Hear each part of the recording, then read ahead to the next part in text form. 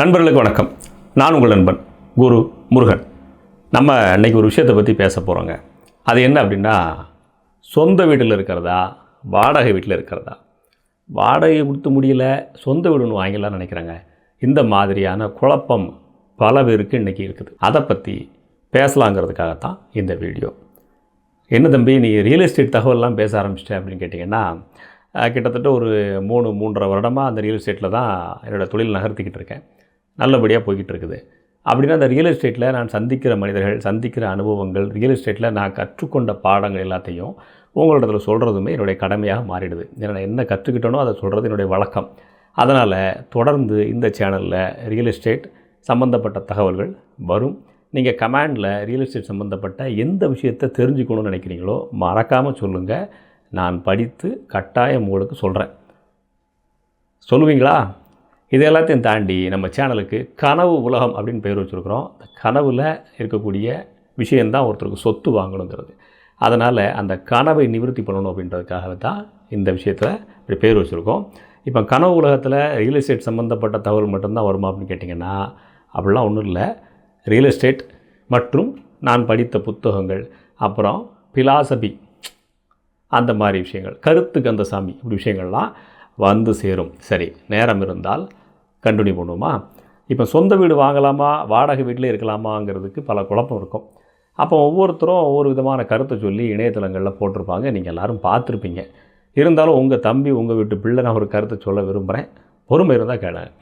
விஷயம் என்னன்னாங்க, வாடகை கொடுக்கறதுக்கு வருத்தப்பட்டுக்கிட்டு நாம் சொந்த வீடை தேடி போகிறோம்.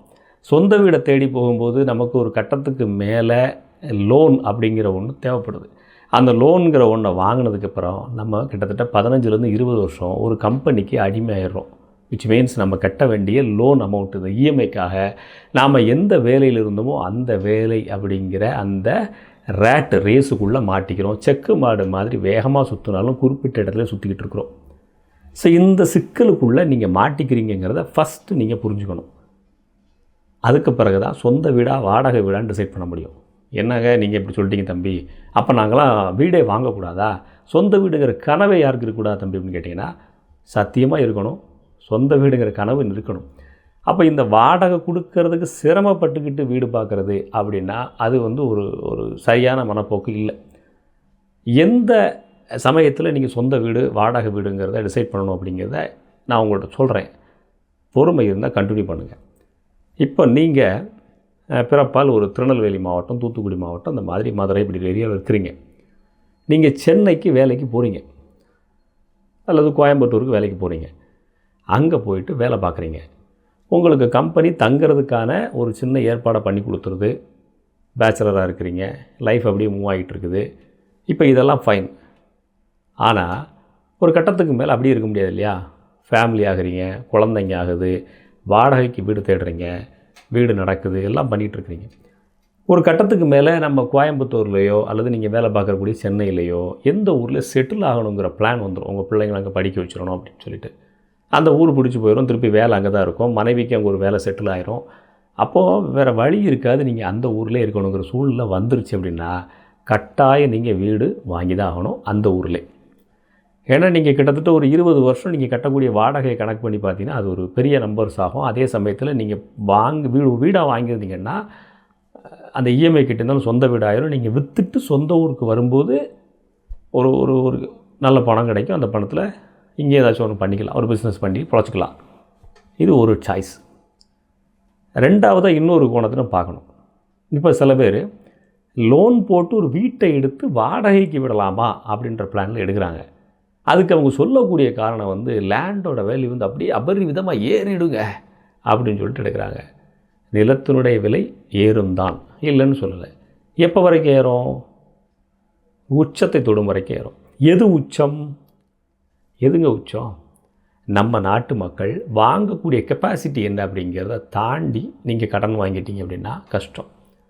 நீங்கள் சொல்லலாம் 10 வருஷத்துக்கு முன்னாடி இந்த ஏரியாவில் இவ்வளோ தான் இருந்துச்சு, திடீர்னு இங்கே ஒன்று இப்படி ஏறிடுச்சு அப்படின்னு சொல்லி நான் அப்போ வாங்காமல் விட்டுட்டேனே அப்படின்னு. நீங்கள் அப்போ வாங்காமல் விட்டுட்டேங்கிறதுக்காக அதுக்கடுத்த 10 வருஷம் கழித்து லோனு கஷ்டப்பட்டு லோனை போட்டு ஒரு வீட்டை வாங்கி அப்படின்னீங்கன்னா ஒரு பிரேக்கிங் பாயிண்ட் வர்ற டைமில் போய் ஒரு வீட்டை வாங்கிடுறீங்க. அப்படி வாங்கினீங்கன்னா உங்களுக்கு என்ன கிடைக்கும் அப்படின்னு கேட்டிங்கன்னா நஷ்டம் தான் கிடைக்கும். இன்வெஸ்ட்மெண்ட்டுக்காக ஒருத்தன் வீடு வாங்கி வாடகைக்கு விடுவான்னு சொன்னால் கிட்டத்தட்ட அவன் ஒரு முட்டாள். என்ன தம்பி இப்படி சொல்லிட்ட? பல பேர் இன்வெஸ்ட்மெண்ட்டை வாங்கி வீட்டை வாங்கி வாடகைக்கு போடுங்க, அதில் பாதி பைசாவை எடுத்து இஎம்ஐ கட்டுங்கன்னு பேசிக்கிட்டு இருக்க, நீ என்ன இப்படி சொல்லிக்கிட்டு இருக்க அப்படின்னு கேட்டிங்கன்னா, நான் மறுபடியும் சொல்கிறேன், நான் உங்கள் நண்பன். உங்களுடைய மனசாட்சியின் மறுபக்கம், உங்கள் வேவ்லென்த்தில் அப்படியே ட்ராவல் ஆகக்கூடியவன். உங்கள் கஷ்டத்தை நான் சொல்லட்டா? ஒரு 20-25 லட்ச ரூபாய்க்கு நீங்கள் இஎம்ஐ போட்டால் கூட, லோனை போட்டால் கூட மாதம் 28,000-30,000 வரைக்கும் குறையாமல் கட்டணும். வாடகை எம்புட்டுங்க வந்துடும், எவ்வளவுங்க வந்துடும்? உங்கள் இஎம்ஐ அப்படியே பேலன்ஸ் பண்ணுற அளவுக்கு வந்துடுமா? வராது இல்லையா? அப்படின்னா அது லாஸா ப்ராஃபிட்டா? நீங்கள் சொல்லலாம், இல்லைங்க அது ஒரு 20 இயர்ஸ்க்கு அப்புறம் நான் லோன் கட்டி முடித்ததுக்கப்புறம் அந்த ப்ராப்பர்ட்டி எப்படி வேல்யூ ஏறி இருக்குங்க அப்படின்னு சொன்னீங்கன்னா, எவ்வளவு ஏறி இருக்கும்? இந்த பிட்வீன் கேப்பில் நீங்கள் இஎம்ஐ கட்டி உங்களுடைய ஃபேமிலியை பட்ஜெட்டுக்குள்ளே நடத்தி நீங்கள் அனுபவிக்க வேண்டிய சந்தோஷங்களெல்லாம் இழந்திருப்பீங்க இல்லையா? அதை அந்த பணம் ரிட்டர்ன் பண்ணிடுமா? உங்களோட ஏஜை, உங்களுடைய உழைப்பை, நீங்கள் செக்கு மாடு மாதிரி குறிப்பிட்ட ஒரு கம்பெனியில் அடிமையாக இருந்து வேலை பார்த்து உங்களுடைய எல்லா செலவுகளும் மிச்சப்படுத்தி ஒரு இஎம்ஐ கட்டிங்க இல்லையா? அந்த பணத்தை, அந்த ஹாப்பினஸ்ஸை அது திருப்பி தந்துருமான்னு கேட்டிங்கன்னா இல்லை. அப்படியானால் லோன் போட்டு வீட்டை வாங்கி வாடகைக்கு விடுறது தப்பான ஆட்டிடியூடு. இதை முதல்ல நம்ம மாற்றிக்கணும். நான் எங்கப்பா லோன் போட்டு வீடு வாங்கி வாடகைக்கு விடுறது? முதல்ல லோனை போட்டு இருக்கிற ஒரு வீடை வாங்கணும். அது சரியா தப்பா அதை சொல்லி அப்படின்னு கேட்டிங்கன்னா, நான் முன்னே சொல்லிட்டேன். நீங்கள் ஒரு இடத்துல வேலை செய்கிறீங்க, அங்கே செட்டில் ஆகிற பிளான் இருக்குது. எப்படி ஒரு 15-20 வருஷம் அந்த ஊரில் இருந்துடலாம். நல்ல ஒரு ஜாப் இருக்குது, நல்ல ஸ்கோப் இருக்குது, நிறைய கற்றுக்கிற விஷயம் இருக்குது. ஃப்யூச்சரில் இந்த ஊரில் ஒரு பிஸ்னஸ் பண்ணால் கூட நம்ம அப்படியே லைஃப்பை நல்லா லீடு பண்ணி கொண்டு போகலாம். சுத்தமான விஷயங்கள் எல்லாம் கிடைக்குது, ஆரோக்கியமாக இருக்கிறோம், குழந்தைகளை எங்கேயே படிக்க வைக்கலாம், எல்லா சாய்ஸும் அங்கே கிடைக்குது அப்படின்னு நீங்கள் நினச்சிங்கன்னா கட்டாயம் அங்கே வீடு வாங்குங்க. இஎம்ஐயில் போட்டு வாங்கினாலும் தப்பு இல்லை. ஆனால் வாங்கி வாடகைக்கு விட்டு சொந்த ஊருக்கு வந்துடுவேன் அப்படின்னு சொன்னால் அது தப்பு. இல்லை ஏற்கனவே ஒரு வீடு இருக்குது, இன்னொரு வீட்டை வாடகைக்காக வாங்கி விட்றேன் அப்படின்னா அதுவும் தப்பு. இப்போ உங்களுக்கு தெளிவாக புரிஞ்சிடும்னு நினைக்கிறேன்.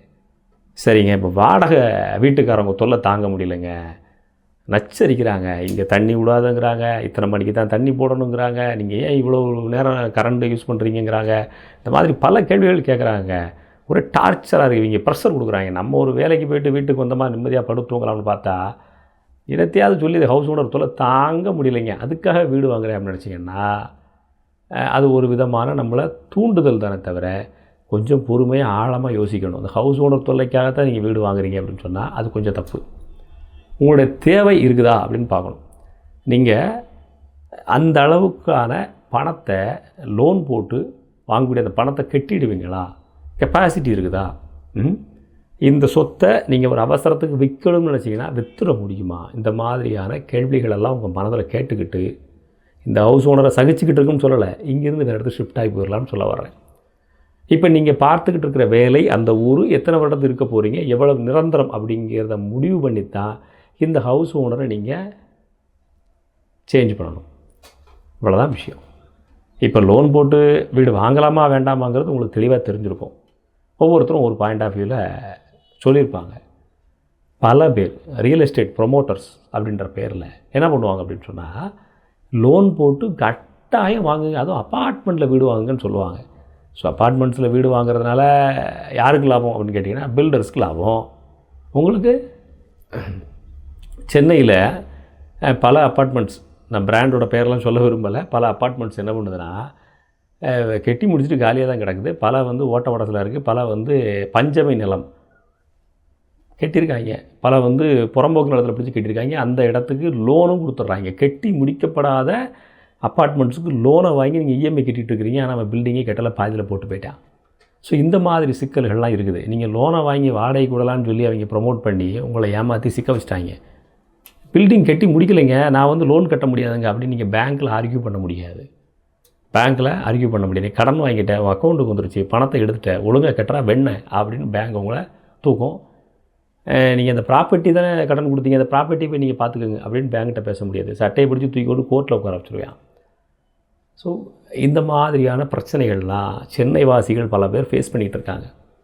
சென்னை மட்டும் இல்லை, கோயம்புத்தூர், திருச்சி இந்த மாதிரி நகரங்கள்லையும் கட்டி முடிக்கப்படாத வீடுகளுக்காக பணம் கொடுத்துட்டு ஒரு கட்டத்துக்கு மேலே பில்டர் அந்த ப்ராஜெக்டை பாதியில் நிப்பாட்டுறது, இல்லை ஏதாவது ஒரு டிபார்ட்மெண்ட் கிளியரன்ஸ் வராது, குவாலிட்டி காம்ப்ரமைஸ் ஆகிறது, இந்த மாதிரியான பிரச்சனைகளில் மாட்டிக்கிறாங்க. இஎம்ஐ போட்டு தான் நீங்கள் வாங்க போகிறீங்கன்னா கட்டி முடித்து ஃபினிஷ்டான வீட்டை வாங்குங்க. கழுத கூட 10 ரூபா போனாலும் பரவாயில்ல, நல்ல வீட்டை வாங்கிடுவீங்க. சரி, ரியல் எஸ்டேட்டில் கடல், ரியல் எஸ்டேட்டுங்கிறது ஒரு கடல். அந்த கடலில் பல பேர் நீந்துறாங்க, பல பேர் நீந்தி பார்க்குறாங்க. யாராலையும் கரை சேர முடியாது. இது இவ்வளவு தான் ரியல் எஸ்டேட் அப்படின்றதுக்கு வரையறை கொடுக்கறதுக்கு ஒருத்தரும் இந்த உலகத்தில் பிறக்கலை. அதனால் உங்களுக்கு ரியல் எஸ்டேட்டை பற்றி சில விஷயங்கள் தெரிஞ்சிருக்கும், தெரியாமல் இருக்கும். எது தெரியலையோ அப்படின்னு நினைக்கிறீங்களோ கீழே கமெண்டில் போடுங்க. நானும் கற்றுக்கிட்டு உங்களுக்கும் சொல்லிக் கொடுக்குறேன். சரி, தொடர்ந்து ரியல் எஸ்டேட் சம்மந்தப்பட்ட தகவல்களை தொடர்ச்சியாக பார்ப்போம். அடுத்த ஒரு வீடியோவில் உங்களை சந்திக்கிறேன். நன்றி.